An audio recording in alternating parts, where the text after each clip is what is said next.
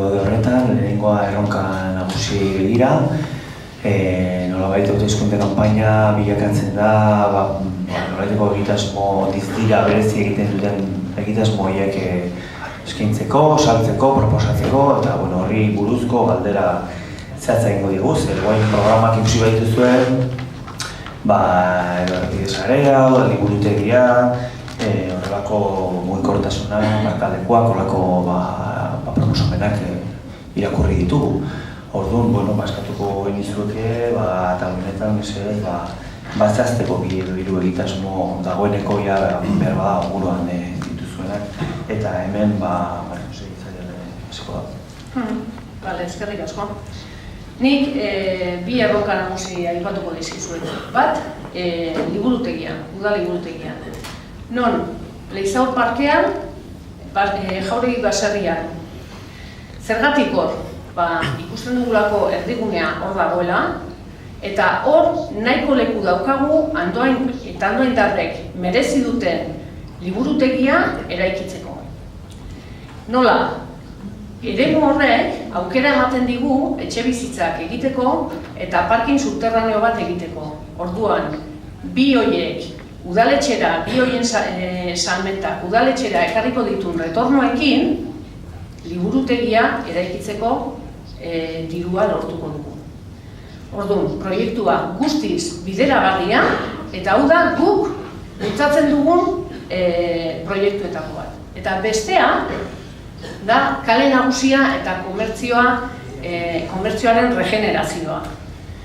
Hemen, aprobetxatuko dut, eskerrak emateko Andoaingo merkatariei, ze egoera kaskarrenetan gai izan dira aurrera ateratzeko eta martxan jarraitzeko.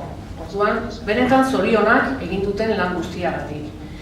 Baina, ibilbide guzti horretan, ikusi dugu udala beti atzetik joan dela. Eta gu proposatzen duguna da, udalak eramatean lidergoa. Lidergoa nola? Inzentiboak sortuz, obretako diru laguntzak emanez, komertzio berriak irikitzeko laguntzak emanez, guk ez dugu nahi Andoain ziudad dormitorio bat izatea. Guk nahi duguna da herri bizi bat izatea. Eta gure proposamen hori garatu ahal izateko, beharrezkoa da merkatariekin hitz egitea, akordioetara iristea eta beraiekin elkarlanean aritzea. Hori da guk proposatzen ditugun bi erronka nagusiak. Andoni, guk ere bat egiten dugu, guk ere liburutegia ikusten dugu dala guretzat, andoaindarrek duten beharrik handinetakoak.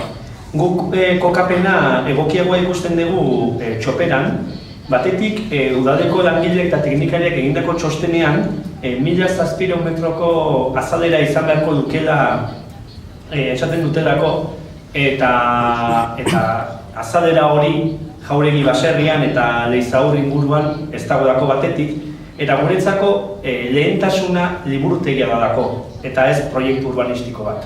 Gutzako Andoainek behar duena da liburutegi bat eta ez proiektu urbanistiko bat. Orduan, liburutegia batetik, eta gero, behin liburutegia eta gainera liburutegia txoperan egin ezkero, legegintzaldi honetan egin daiteken proiektu bada.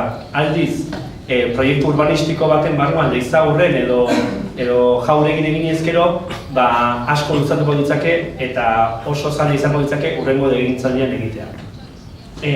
Behin liburutegia txoperan eginda, gaur egun liburutegiak liburutegiaren toki hortan emakumeen etxea egiteko egitasmoa dugu. Emakumeen etxea, dakizuen bezala, urratsak ematen nahi gera beraiekin elkarlanean eta beharrezko ikusten dugu emakumeen topagune eta ahalduntzeko gunea izateko. Kiroldegia ere berritu nahi dugu. Hau da, kiroldegian nahi dugu kirol elkarteen eskaerak eta kirol erabiltzaileen eskaerak aintzat hartuta nahi dugu bigarrengo pista bat egin, nun gaur egun ez dira sartzen, duela 27 urte egintzen Aiurralde, eta gu uste dugu behar duda beste bultzada bat, erabiltzailei eta kirol elkarteei pixka bat, dituzten eskaerei erantzuna emanez. Egungo egoera bideratzeko, mugikortasun egoera bideratzeko ere azterketa bat egin nahi dugu. Zeran, badakigu bai aparkalekuekin eta gainerakoekin daukagun arazoa. Orduan, azterketa bat egin nahi dugu, trafikoa ordenatu, bidegorrien sarea osatu eta gauza guztirik egiteko. Eta azkenik, eta denbora emango dira, baina turismo jasangaren aldeko apostu egiten dugu guk. Guretzako turismoak zentzua dauka jasangarria bada. Eta horregatik, Leizaran institutuko goiko parkinean egingo genuke autokarabanentzako halako gune bat, Leizarandik gertu dagona, eta horrez gain, Irigoien azpikoan alojamendua eraikitzeko ekintzaileak erakartzea da gure helburua. Ondo da, Maialen. Bai, eskerrik asko. Gure aldetik proiektu ezkertiarra, progresista, gertua, plurala eta errealista aurkeztuko dizuegu, eta batez ere pertsonengan eta bere gizarte ongizatean oinarrituta dagoena. Guretzako pertsonak dira helburu eta horri helduta, lehenik eta behin gure adinekoentzako zerbitzu gehiago eta hobeak eskaintzea nahi dugu, eta horretarako etxez etxeko laguntza zerbitzuak salbalduko ditugu. Batez ere, uste dugulako gure adinekuek era autonomo batean bizi izan behar dutela bere entornu familiarean ahalik eta denbora gehiena. Eta horretarako noski baliabideak eman behar dizkiegu eta batez ere udaletxetik.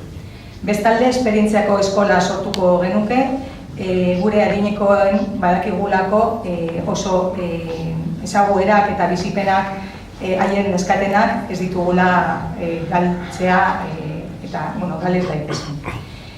Bestetik, gure gazteentzako EH Bilduk ematen du astu indala gure gazteetaz, eta alde horretatik